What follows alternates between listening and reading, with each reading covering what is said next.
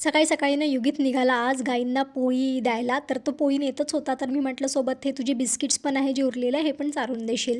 तर त्याने घेतले आणि निघाला आणि त्याला एवढी घाई की त्याला थांबायचं नव्हतं, कारण तिकडे बाहेर आजी आजोबा वाट पाहत होते.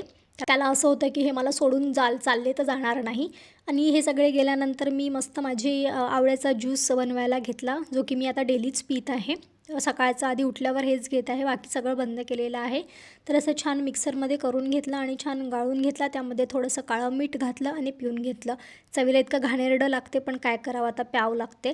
नंतर कंद काढून घेतली. काल एवढी कंद आली आमच्याकडे, म्हणजे बाबा गेले, मार्केट होतं काल, बाबा गेले तर त्यांनी 1 किलो आणली आणि मी नंतर गेली तर मला माहिती नाही यांनी आणली आणि मी पण अर्धा किलो आणली. तर असे 1.5 किलो आमच्याकडे रताळा झाले. आता काय करावं, आता आधी जे थोडे मोठे मोठे होते ते मी काढून घेतले आणि कुकरमध्ये मांडून घेतले की याचं काहीतरी करावं, आणि बाकीचे ठेवून घेतले. आणि इथे चण्याची भाजी होती, आई गावावरून आल्या तेव्हा त्यांनी खूप सारी आणली होती, तर 2दा आम्ही केली तरी पण तेवढी उरली होती. तर मी फ्रीजमध्ये ठेवली होती आणि आज काढली तिला, आता ती खराब झाली होती तर मी तिला टाकूनच दिली. नंतर मी काही 2 कंद घेतले आणि ओव्हनमध्ये ठेवले. मी म्हटलं भाजून बघावं काय होतं आहे, तर कसं होतं आहे. तर मी कधी ट्राय नाही केलं, पहिल्यांदा केलं. तर एक जे आहे ते पूर्ण कडक होऊन गेलं त्यातलं आणि एक व्यवस्थित झालं. फक्त ते वेळ मला कळला नसेल त्यामुळे ते जमलं नाही. आज नाश्ता स्किप करून पपईच खाल्ली, फक्त हाच नाश्ता.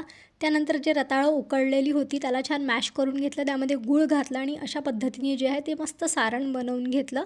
आम्हाला पुऱ्या नव्हत्या खायच्या, कारण पुऱ्या खूप जास्त तेल पकडून होतात आणि खूप जास्त ऑइली होतात, म्हणून पुऱ्याचा बेत कॅन्सल केला. आणि पोळ्या म्हणजे मग हे पुरणाच्या पोळ्या आपण करतो त्या पद्धतीने सारण जे आहे ते पातीमध्ये भरून घेतलं आणि त्यानंतर व्यवस्थित दाबून जी आहे ती पोळी जी आहे मी लाटून घेतली.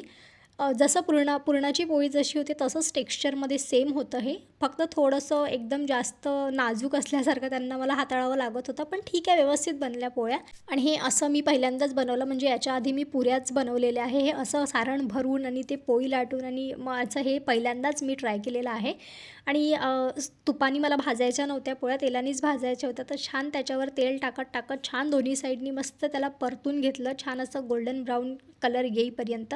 एक पोळी शेकेपर्यंत जे आहे मी दुसरी पण पोळीचं हे रेडी करून घेतलं डो, आणि त्यामध्ये पण हे भरून घेतलं सारण आणि ती पण छान पॅक करून घेतली. एकदा ती व्यवस्थित पॅक झाली ना की त्रास नाही होत. जर ती पॅक नाही झाली तर मग ती पोळी जी आहे ती मध्ये मध्ये फुटते. तर मला व्यवस्थित येतं पुरणाच्या पोळ्या वगैरे करता, त्यामुळे मला काहीच प्रॉब्लेम गेला नाही. आणि ते दुसरा पण गोळा जो आहे मी रेडी करून घेतला. आणि आता दुसऱ्या पद्धतीने सांगते. दुसऱ्यांदा मी काय केलं, आधी तेल टाकून घेतलं खाली, त्याच्यावर डायरेक्ट तव्यावरच गोळा ठेवला आणि त्याच्यावरच पसरवलं, तर अशी पण पोळी बनते. आणि अशा पद्धतीने पूर्ण पोळ्या मी करून घेतल्या, प्रत्येकी एक म्हणजे 4 पोळ्या ज्या आहे मी करून घेतल्या आणि त्या खूप टेस्टी झाल्या होत्या. त्यानंतर संध्याकाळची थोडीशी भूक होती, त्यासाठी कच्चा चिवडा बनवून घेतला आणि चहा घेतला. आलाच आहात तर चॅनलला नक्की सबस्क्राईब करा. बाय.